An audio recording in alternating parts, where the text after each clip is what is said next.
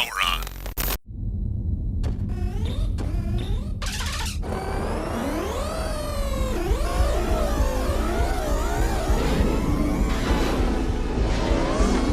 Now entering the gaming grid. The latest gaming news, reviews, and retro culture, as only the man of tomorrow can deliver.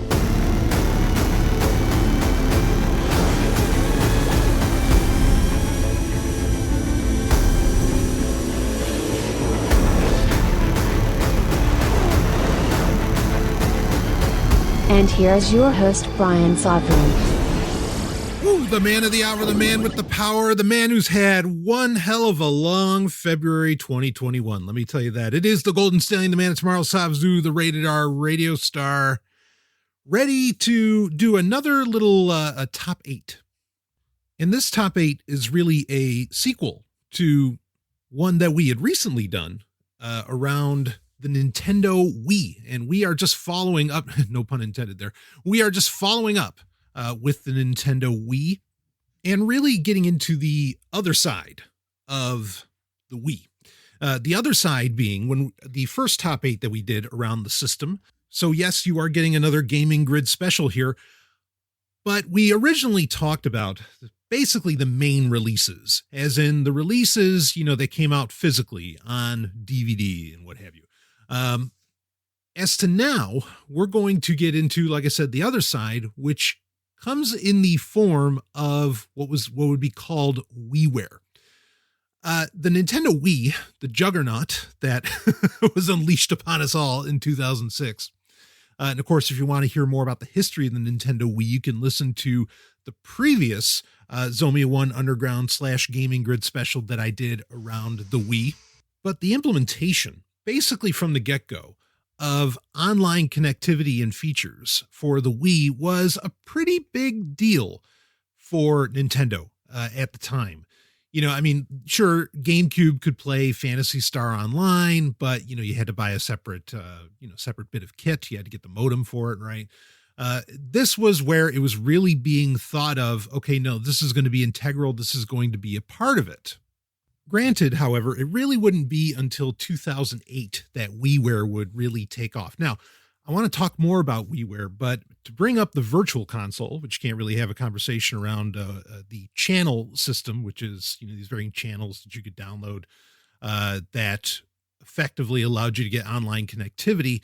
And boy, there's a huge conversation we could have around Mii's that we didn't talk about with the Wii. In fact, if you saw the most recent Nintendo Direct from February 2021, it looks like Mii's are making a bit of a comeback. In fact, I was half tempted to talk about that Direct here. But really we want to talk about the Wii-Where, and this doesn't necessarily have to be the longest episode. But we wouldn't get Wii-Where until a little bit into the Wii's lifespan, but it would become, I think, along with Virtual Console, one of the things that really attracted the very large customer base, and certainly a larger customer base than Nintendo had appreciated in the previous generation, maybe even in the previous 2 generations of game consoles.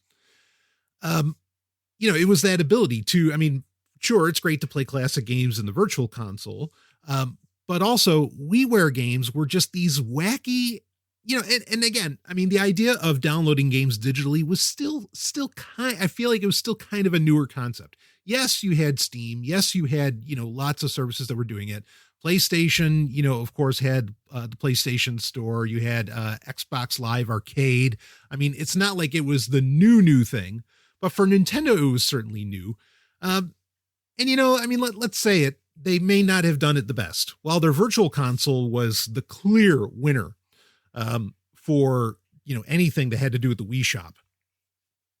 WiiWare, there were some really interesting games that came out on that. We're going to get into a top 8 of those, but there were a lot of games that could have, and I would say should have, been on the Nintendo Wii via WiiWare, but wouldn't happen. Part of this is, and this is getting into how Nintendo really didn't do a great job with this, and they didn't.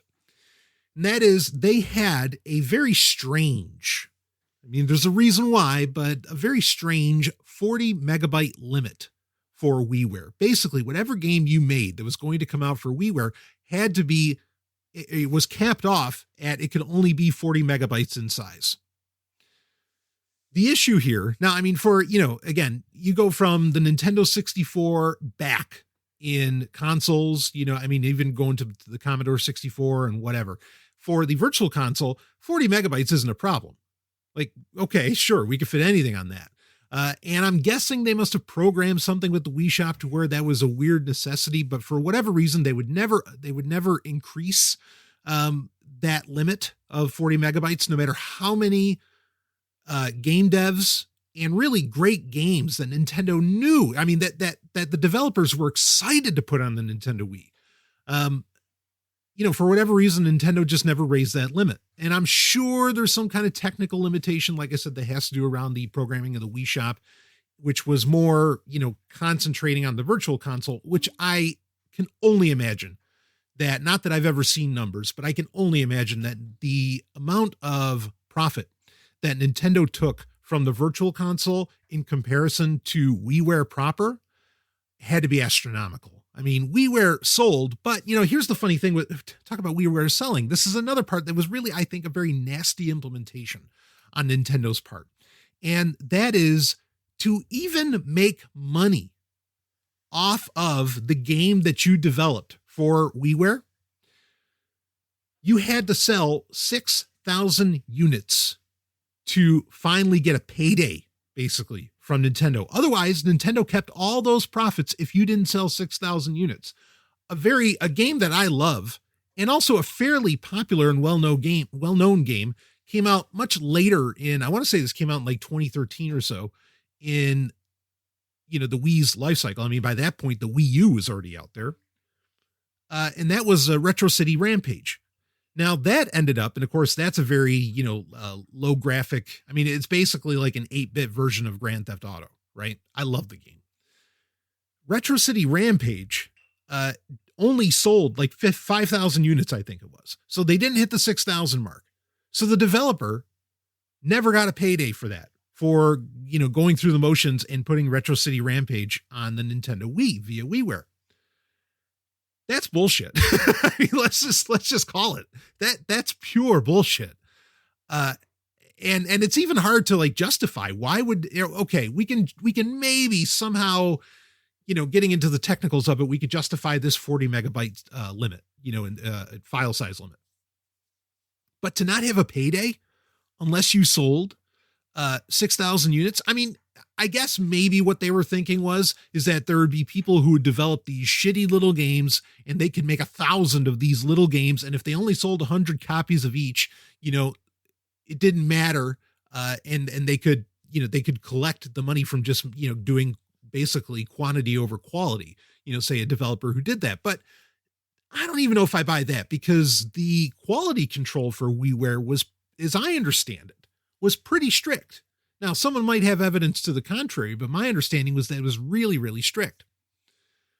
So WiiWare itself, I mean, you could almost think of it as really a test bed on Nintendo's part for, okay, how well can we work with? What does it look like to sell games digitally? I mean, now that's, the most common way that games get purchased today, for the Switch and even the 3DS and go down the list. But at the time, I think it seems pretty clear Nintendo was really testing things. And to make matters worse, and I think I talked about this in the previous top 8 around the Wii, you had the issue of, yes, you could put in an SD card, but there are real limitations on hard drive space, or on onboard storage, I should say, with the Wii, to where you could buy, I don't know, however many WiiWare games, but you couldn't leave them all on your Wii if you bought, more than like 10, 20 of them. Okay. Not that there are ever that many WiiWare games, but you could only hold so many at a time. And consider that, what was it? Just a couple of years ago, it was, back in January, back in 2019, I think, when the Wii Shop, was basically shut down. Now you can still, like, if you already bought the games, say if you already bought a WiiWare game, all right, take your pick of the WiiWare game, Contra Rebirth. Anyway, we'll get into a top 8 here, and we'll talk about some of the games in a minute. But you won't be able to download those anymore. Now, I mean, this is, everybody that purchases digital games, kind of knows this in the back of their mind, that it's a matter of time. When does it get delisted? When do the servers get turned off? Am I going to lose access to these games? You were able to, if you switched it to, was it Wii mode or whatever with the Wii U? You were able to play WiiWare games on there. So, that's something that's still somewhat active, but understandably the Wii U's days are, they've been numbered. They were numbered when it came out, frankly. Let's be honest. But unfortunately, WiiWare games are really not available to play anywhere else. Now, for example, like DSiWare games, which were for the Nintendo DSi, those you could purchase for the 3DS. You could purchase through, the eShop on the 3DS, which, granted, there was that really odd situation that happened in 2020 where DSiWare games that were in the 3DS eShop suddenly got delisted by Nintendo, and everybody was freaking out. They came back, but, how long are they going to be there, right? And that's a whole other issue with the 3DS that we're not going to get into here. But bottom line being is that with WiiWare, really the only practical way to know you're going to be able to continue to play them, and of course, I guess ultimately this is true for any video game, is via emulation. And we'll get into, after we get through our top 8 of WiiWare games, we will get into the emulation possibilities and homebrew possibilities for playing WiiWare games and really Wii games in general. Now, before we get into the top 8, it almost sounds like I was being really negative about this, and especially about that 40 megabyte size limit and everything, that somehow this made for substandard games. Not really true. Some of the games, actually some very popular game series, would start out of WiiWare. And I feel like in many ways, for the masses, as it were, WiiWare games would be really like the first exposure for a lot of people to the idea that great games didn't have to come from Capcom, didn't have to come from, Activision, EA, whoever at the time, that great games could come from, indie developers.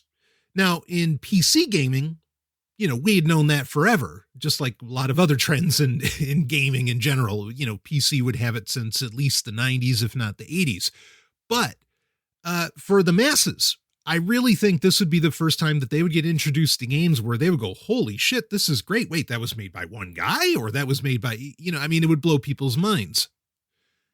We'll talk more about that as we get into the top 8, but, example series like, say, Bit Trip, right? Like the Bit Trip series with Commander Video. That all started as WiiWare. Speaking of, though, where that size limit problem, Super Meat Boy should have been on the Nintendo Wii, and that would have done gangbusters, and that game would have been even bigger than it already was. That was a lost opportunity, but the developer basically said, no, I'm not going to sacrifice quality here, just to, fit some stupid 40 megabyte size limit. So regardless, there would be some, really, really major series that would get their start, on WiiWare. And I think Bit Trip's one of them. And we'll get into some others here, as we go through the top 8. And I want to be clear that, some of the games that would come out via WiiWare did transcend, in varying ways, their humble beginnings as a 40 megabyte game. But they would transcend it, and some of them would find life on other platforms. Some WiiWare titles, like I said, some of these you can only play them via emulation. Or, if you happen to still have a Wii, or, you're homebrewing there, or, you just happen to have the files still installed, you can do it there.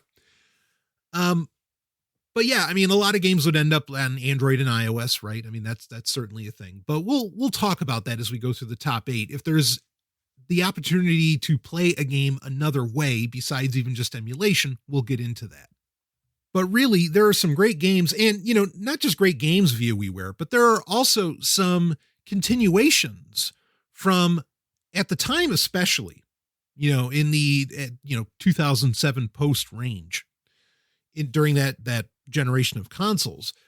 There were some games that got new entries that hadn't had new entries really on home consoles in some time, where they would pick up and run with it. For example, these are not on the top 8, but they certainly could be. But you had Blaster Master Overdrive. Of course, Blaster Master has found new life in recent years with the Blaster Master Zero series.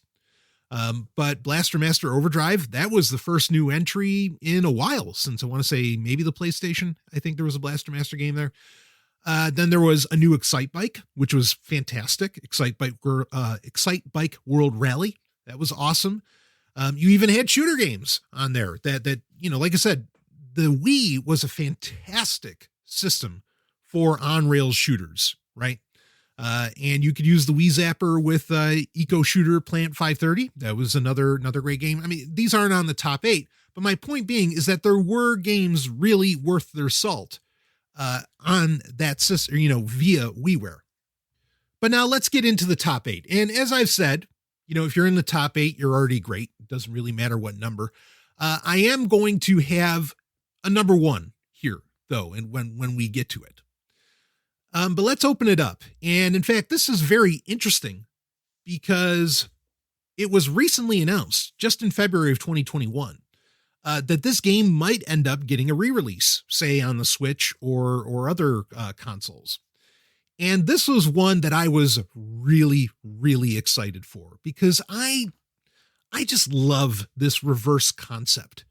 The game is Space Invaders Get Even. Now, what's the big deal? Haven't we had 10 billion Space Invaders games? Why did we need one more? This one is unique. Even amongst all the differing versions of the Space Invaders series, which I'm a huge fan of, by the way. And it's always good to play a little Space Invaders Extreme at Fun Spot with Ellen whenever we get the opportunity to do so. But Space Invaders Get Even. I'm shocked that with all these Space Invaders collections that have come out, that this game has not been included on those. But Space Invaders Get Even, it's basically Space Invaders in reverse, where it is you are playing the Space Invaders this time around. Awesome. It's like Destroy All Humans. It's like those kinds of games. I love the games where you get to basically be the villains, right? Or where your goal is, say, to destroy humanity. I get a little special thrill out of that. I mean, they're the most ridiculous games because, humanity is going to destroy itself. It's not like it needs alien invaders to do it. But anyway, Space Invaders Get Even. So this is now you in the mothership descending upon the cities, as you would normally see from a more top up or from a bottom up, I should say, view in traditional Space Invaders games. And you launch your legion of Space Invaders upon each city and everything. And it's a lot of fun. And it was one of the games, in fact, a few of these games we'll talk about had this, where not only did WiiWare introduce, digitally available games, it also introduced paid DLC. Now it would use a points system that you had to buy and everything, whatever, it's corporate script. But yeah, I mean, so you had DLC options with Space Invaders Get Even. This was one of the larger, and really DLC options were kind of a way of getting around that 40 megabyte limit, but this was one of the larger games all told, for the Nintendo Wii, that was WiiWare. And in fact, it could fill up the onboard storage pretty easily on its own. Like you could end up with, if you installed all of the DLC, I mean, you were looking at 250 megabytes easy. And again, remember the onboard storage for the Wii was only 512. But this game really was loads of fun. And again, I love getting to play the villain for once. It's something that different. It was such a great idea and somehow just never ended up on any other system. I hope that it ends up getting re-released. It deserves it. It's a cool game, and hell, expand on it. I mean, it's easy enough to do. But yeah, I loved it. I think it was just a fantastic, nice role reversal game and a great way, like I said. Now, granted, there's never been any kind of dearth of Space Invaders games, but on home consoles, this was a real resurgence, I think, of the franchise. And again, very unique. So that's number 8. Let's move on to number 7. Number 7, this was for a long time a WiiWare exclusive title, and it's Rage of the Gladiator. Now, let me be clear. This is now available on the 3DS.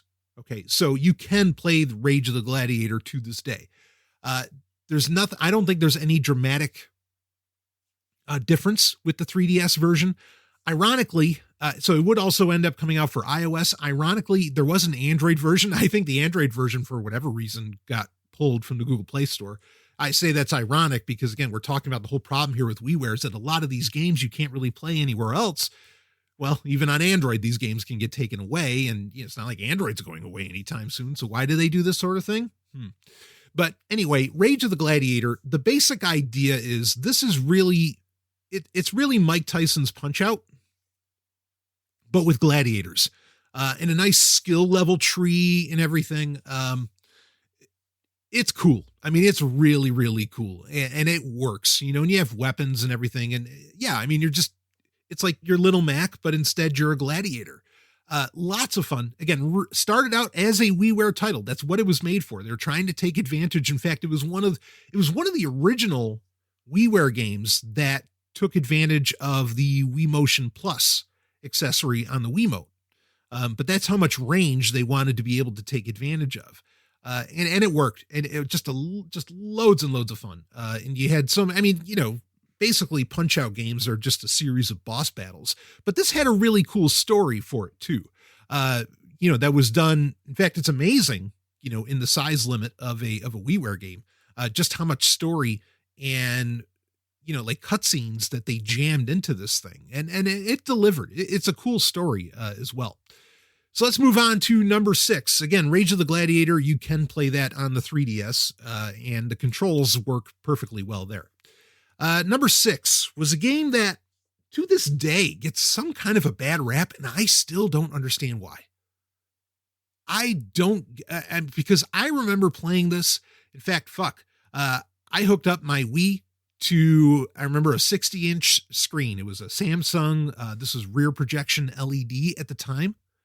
And I thought this game was gorgeous, and it gave me, those nostalgia feels, right? When you get the goosebumps and everything.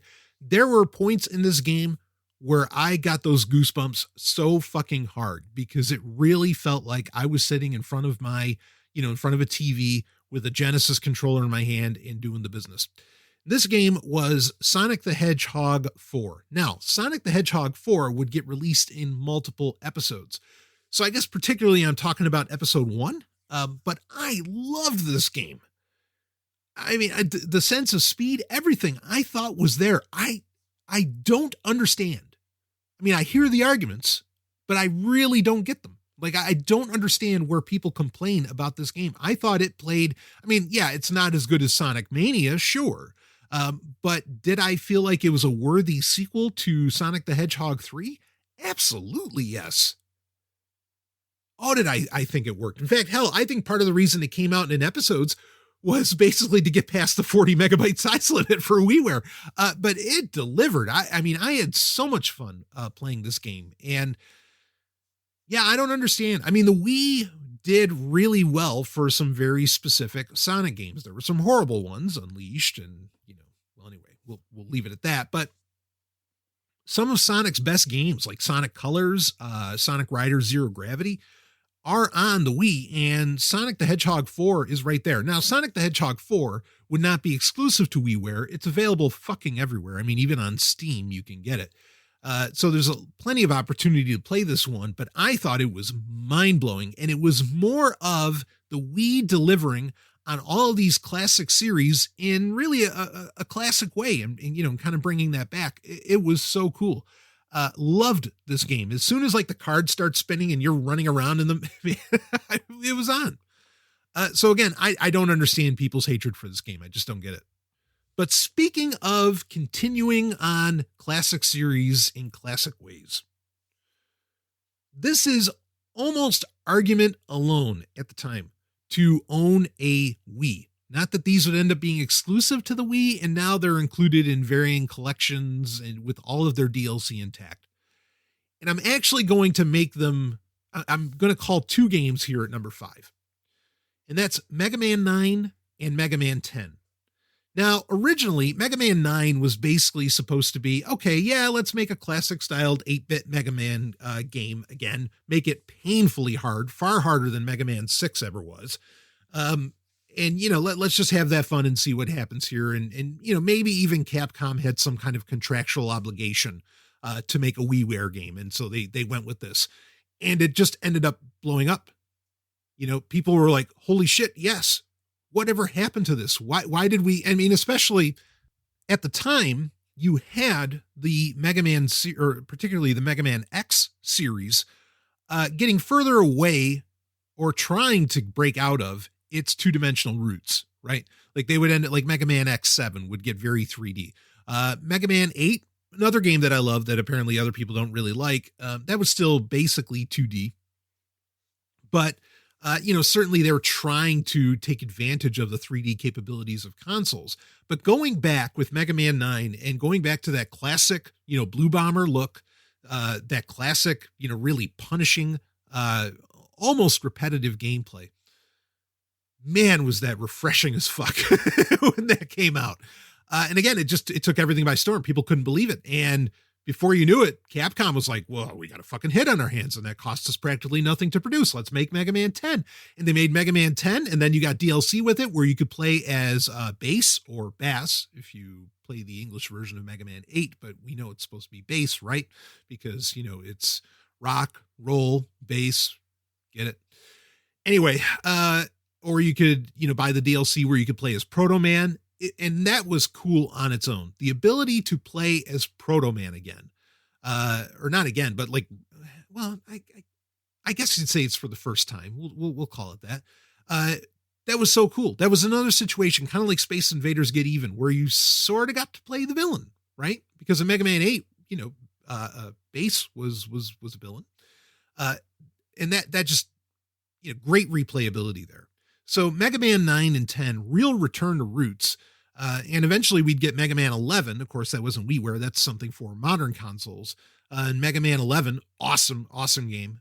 But I don't know if we'd have Mega Man 11. And of course, we're getting Mega Man 12 already, you know, soon enough here. I don't know if we'd have that classic gameplay if it wasn't for Mega Man 9 and Mega Man 10 being such juggernauts in eShops. But it did it. I mean, that they have to be some of the best selling WiiWare ever. Now, we're going to get, and I gave each one their own spot, and they deserve it. We're going to get into the next 3. Our 3 games, and we have one more above all those. But the next 3 are 3 games that if you ever hear people clamoring, hey, could we please get this fucking WiiWare only? And I mean WiiWare only, not on Xbox Live, not anywhere else. Can we get a re-release of these WiiWare only games? These are the games that people beg for. So let's get into number 4.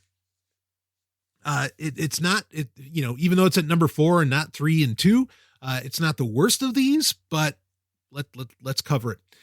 Number 4 is Castlevania: The Adventure Rebirth. So this is a remake, basically, of Castlevania for the Game Boy.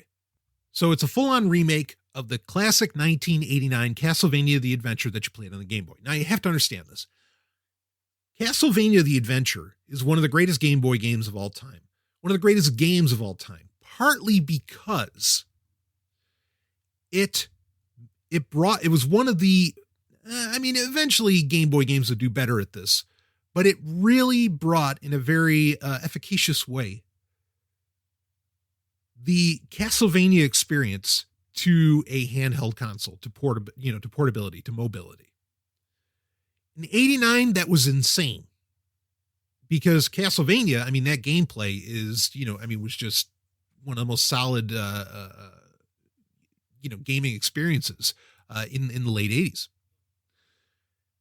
And I mean, it goes so far. You got to understand that Castlevania: The Adventure, I mean, they even, what is it? IDW did a comic book series of that, the Belmont Legacy, right? Back in 2005, that covered, that were based on that game. I mean, that's how popular this game is. And the story was awesome and everything.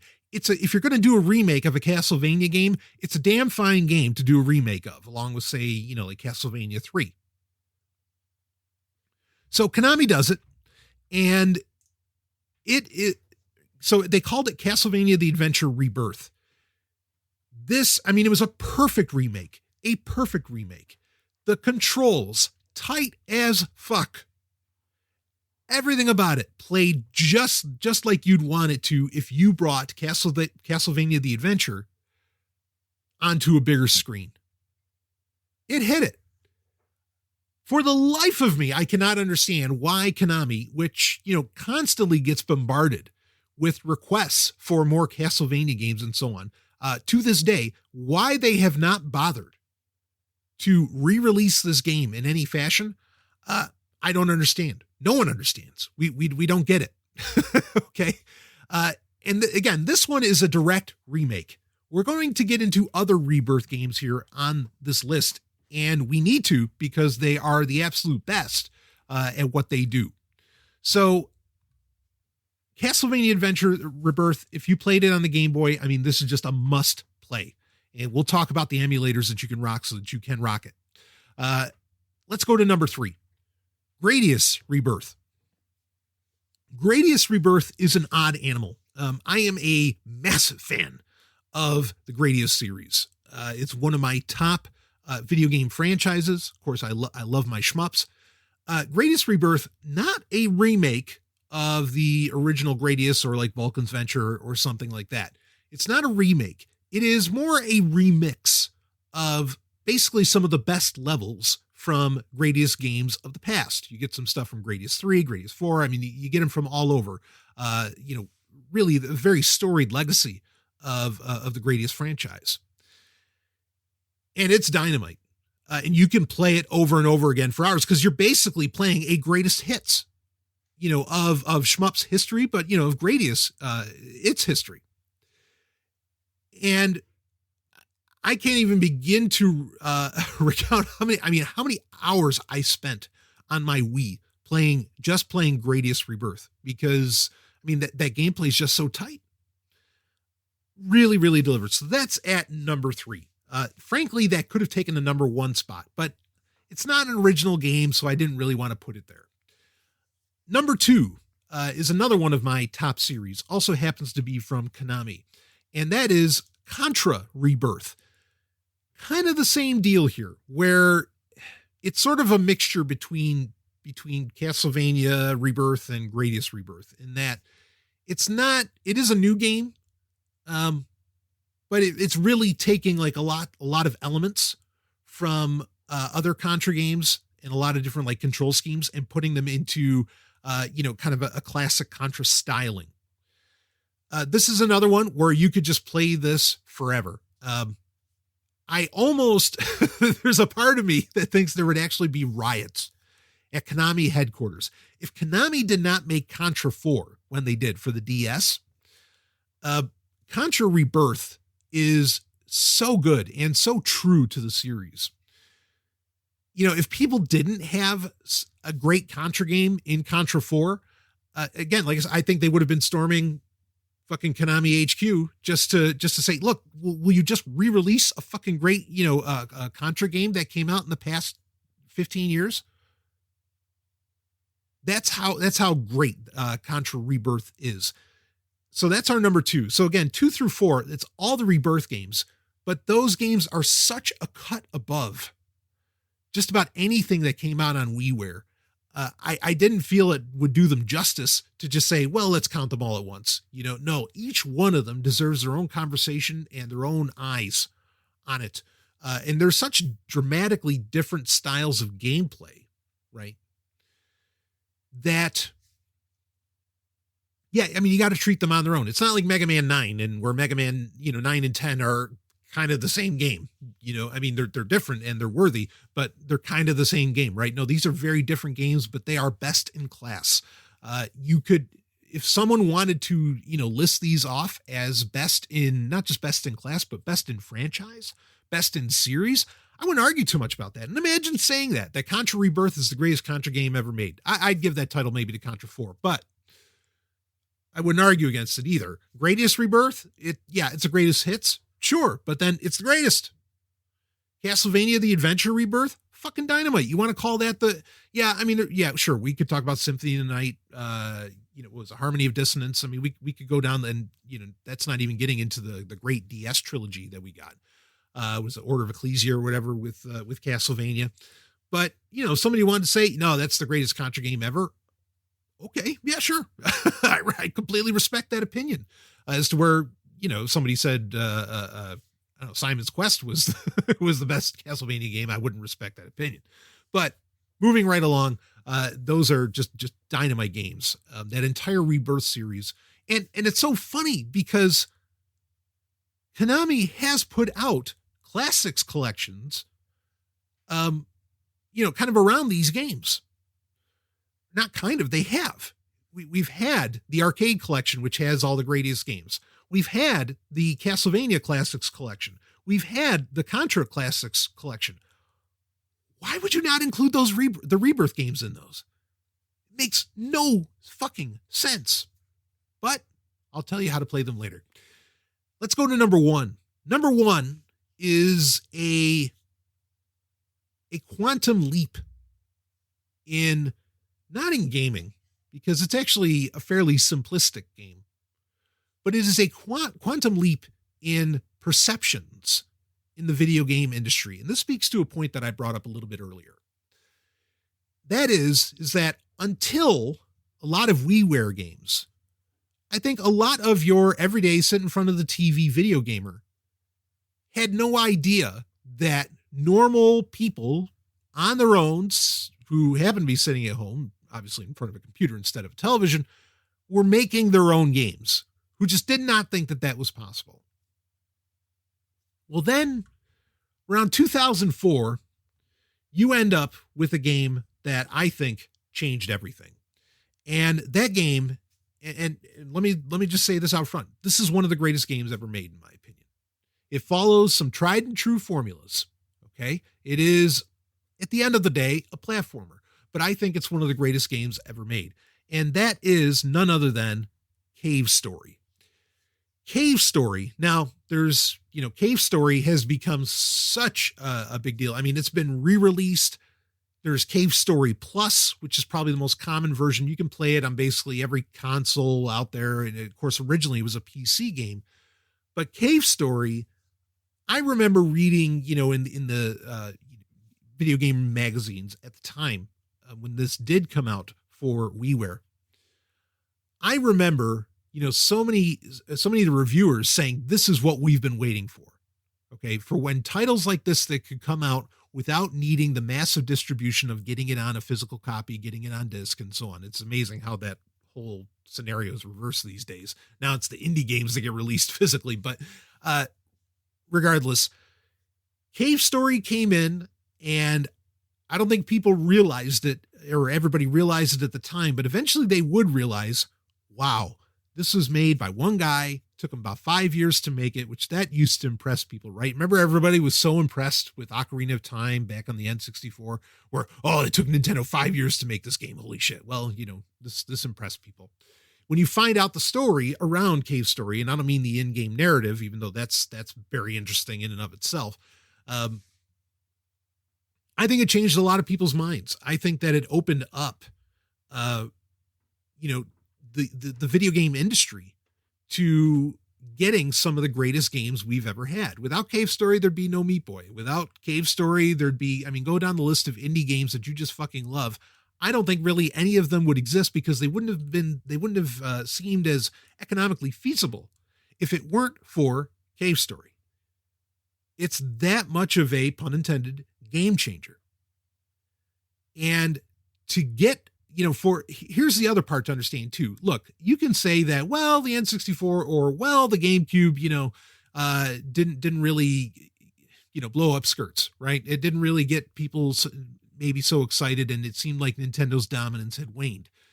Yeah, but Nintendo was still, and they still are to this day, were still an iron fist over what they would really allow on their console.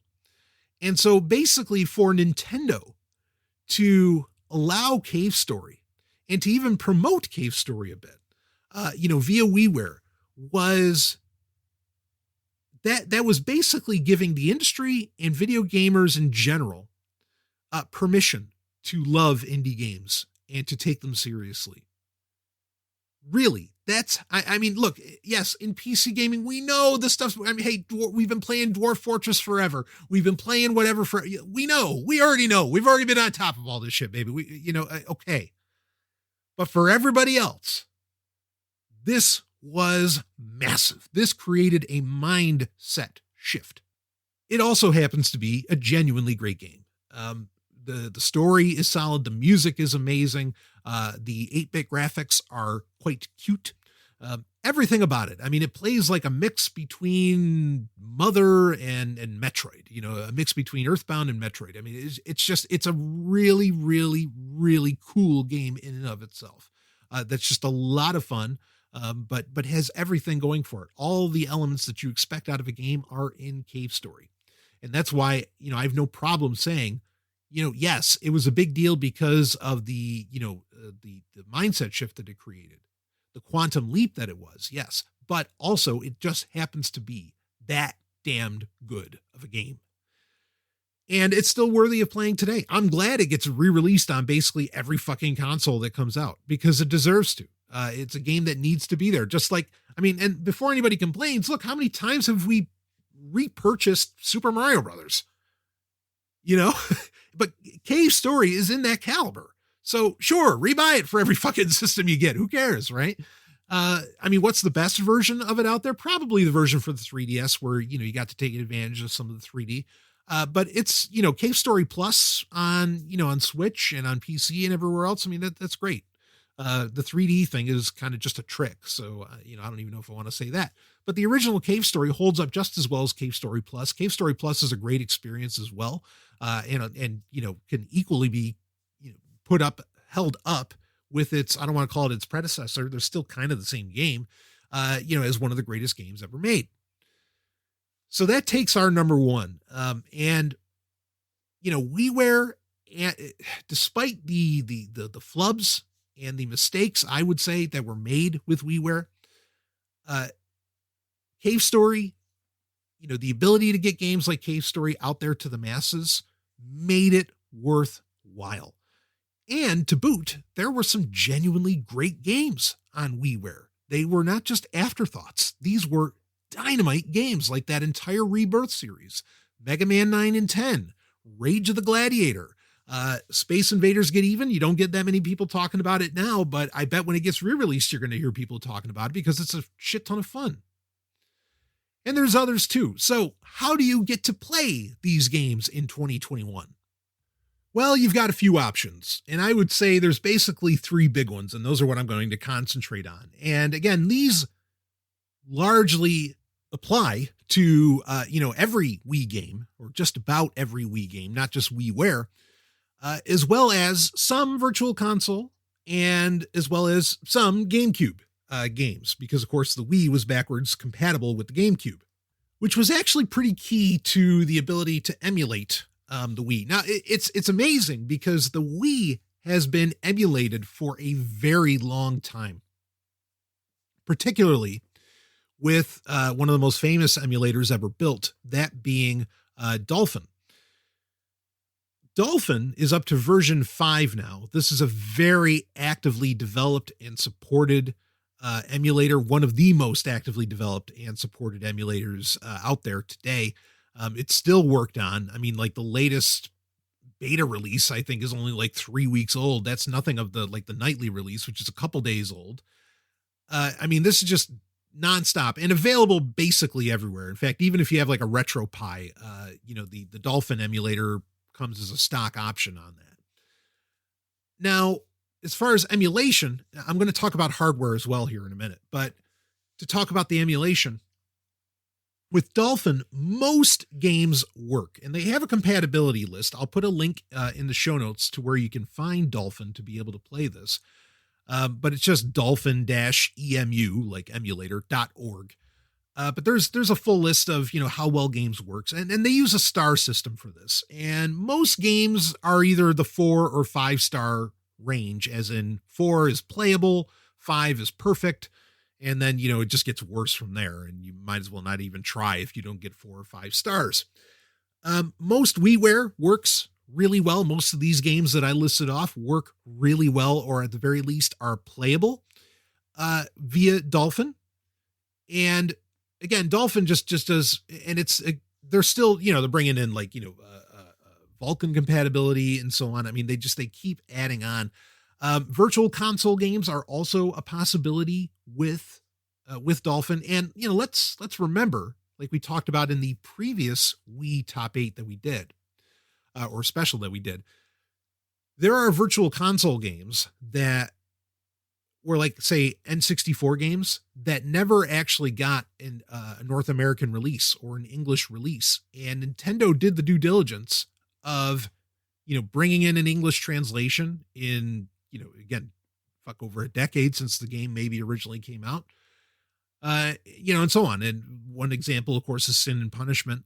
So you get to try a lot of these things. And of course, you hit your torrent sites and you can find your varying, disk images, as well as, like, what do they call them? WAD files or whatever, that you can get, but basically ROMs, that you can get of WiiWare games and even virtual console games. So now understand that Dolphin is not perfect. It's still actively developed. So they're trying to get it to perfection. Okay. And there's some really cool things you can do with it too, but it's not perfect. And as far as really cool things, one of the more recent developments that I thought was so slick is that if you use the Game Boy Advance emulator, what is it, VBAM? If you use that and Dolphin, the two programs can actually interact with each other as if you were connecting. Say you're playing a GameCube game. The two programs can interact so that VBAM acts like a Game Boy connected to, say, the GameCube or whatever, or the Wii in Dolphin. Very cool to have that functionality like on one machine, right? I mean, that's kind of revolutionary, frankly. So of course the name Dolphin comes from, that was the code name for the Nintendo Wii, before it ended up getting released. And yeah, I mean, this is something you really got to try, but again, it's not perfect. There are games where you still run into some issues. Two of the big ones, and this has more to do with GameCube, because Dolphin can do WiiWare, Virtual Console, Wii, as well as GameCube. Some GameCube games don't play very nice, including a couple of the biggies in GameCube, and that being, of course, the Star Wars Rogue Squadron games for GameCube, Rebel Assault and Rebel Strike. They're playable, but they're not perfect. So you may still, with, even as good as Dolphin is, and I love it and it's great, and keep developing, boys, I think it's wonderful. You may still want to pick up some original hardware. So now I talked about this in the previous Wii special that we last did here, how, I wanted for myself, I didn't really need a Wii emulator, or I didn't really need a physical Wii, I should say, because there weren't a whole ton of Wii games that I really wanted to play, that I felt needed the actual hardware, right? As to where there were a lot of GameCube games that absolutely need the hardware, to do it. And so I ended up, years ago, getting a GameCube, putting Swiss on it and everything, and going that whole route, to play my GameCube games. But you can buy, a physical Wii, and you can put the homebrew channel on it, and you can go crazy and play, all the varying disk images and ROMs and everything, that you want. And that's partly using the SD card slot on it.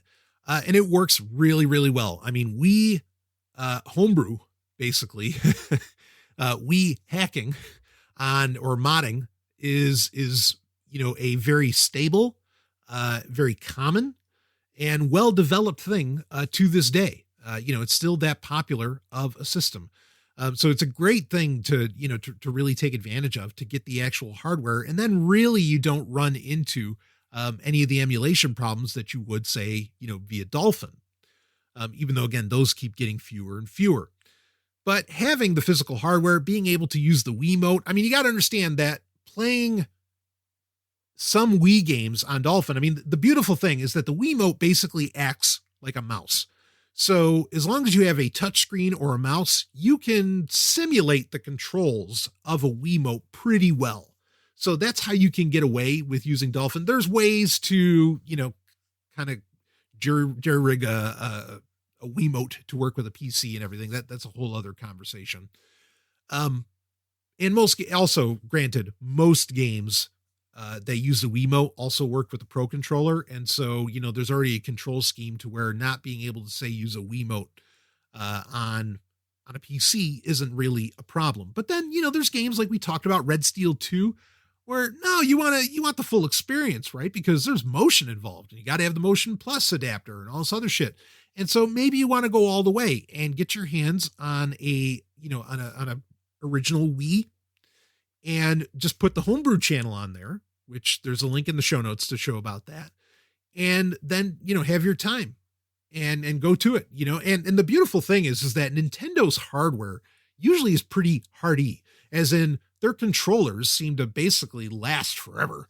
And Wiimotes aren't even that old anyway. So you're in for, you might end up putting out a little bit of expense to be able to do that, but you're getting a great system, not only that handles Wii games, but that can also handle GameCube games. And so you're kind of getting two consoles in one there. And then you have all these WiiWare games that we talked about. You're in for a great fucking time. So it's a very mature space, Wii homebrew and Wii modding. So you're absolutely ready and able to get into that. The other option, of course, here, this is the third option, is that the Wii U is still fairly supported. And while I don't think having like potentially a modded Wii U is as exciting as a modded Wii itself, I'm sure that's going to be a thing. But you lose like the GameCube functionality isn't there. There's just, I think the Wii U was a mistake on a billion levels, and we don't have to get into that. But while that is a viable way to play Wii games, and WiiWare games, well, you can't buy them anymore. You can't buy WiiWare games if you haven't already bought them. Even if you have a Wii U and an official account and access to the Wii U shop and everything, it's just not going to work because they shut all that down in 2019. But, it's still a possibility to do. And I guess if you go modding, maybe you can make that happen. I am not super familiar with the modding space and the homebrew space with the Wii U because I just don't see that. You gotta understand, like with the Wii U, most of, if not all of the great games for the Wii U are getting re-released for the Switch with more shit on them, right? Bowser's Fury, anyone? Fucking awesome. So I can't see investing in the Wii U, but it is a possibility. So I wanted to list it also, but the Wii I think is worthwhile to look into. A lot of Wii games, a lot of the great Wii games have also been re-released. That's true. You have Kirby's Epic Yarn on the 3DS. There's plenty. We're getting, if you saw the Nintendo Direct, you're going to get Skyward Sword, right? Coming out, what is that, in May, on the Switch. So I feel like a lot of games from the whole Wii saga, Wii and Wii U, are getting re-releases as needed. And those that don't get re-released, if you already have a GameCube, you're not too worried about it. If you don't have a GameCube, a modded Wii becomes a lot more interesting and a lot more attractive. Okay. I can admit that. But if you already have a GameCube, a lot of like some of these WiiWare games and everything, you can use Dolphin to rock those. Okay. So maybe it's not as practical, but there's other things, certainly as well to speak to. Like there's the updated versions of Super Smash Brothers that you can play on, more easily play on a modded Wii. So there's a lot of possibilities here, and I think it's totally worthwhile. Don't think I'm disparaging owning a physical Wii. I think that there's, especially, boy, if you're really into like the Wii Sports games and games like that, the ones that really use the motion controls and all that, I think having having a physical Wii again is absolutely the way to go. Absolutely the way to go. In fact, me talking about it right now, boy, that's tempting. It's very tempting. But I already have so many consoles. I just look to my right and there's anyway. How about I put it this way? I'd buy a modded Wii before I'd buy a PlayStation 5 or a Series X in a heartbeat. I mean, because I think I'm going to get a far more of a good time with a Wii than anything that's come out in recent years, minus maybe the Switch. So, but anyway, I think that covers it. I think we've got a good round out here for, WiiWare games that were really worthwhile and why you want to look at, say, Wii emulation or owning a Wii again in 2021. And I mean, I really scratched the surface. There were a lot of great games there, to take advantage of, but we certainly hit the big ones, and they're big ones that I think every gamer should play. I mean, because they're that damned good. If not just that damn good, they're very unique. Incredibly unique experiences. Some of them you can play elsewhere, but the ones that you can't, get your hands on them, baby. Anyway, that'll wrap it up for this little Gaming Grid special. And we have plenty more Gaming Grid specials to have come out throughout 2021. But for now, I will see all of you on the other side. Game over.